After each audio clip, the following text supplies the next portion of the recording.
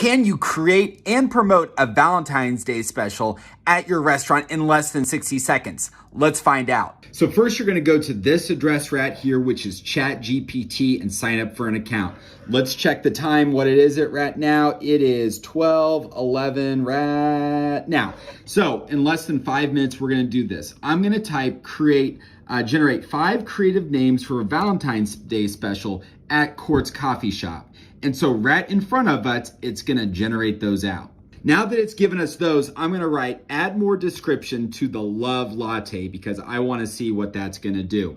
And so right here, it's giving me instructions on everything that's gonna be included. I can use this for the website or anything else. Now that I have this, I wanna write 3 Instagram posts with hashtags, including Kansas City specific hashtags. Let's see what it does.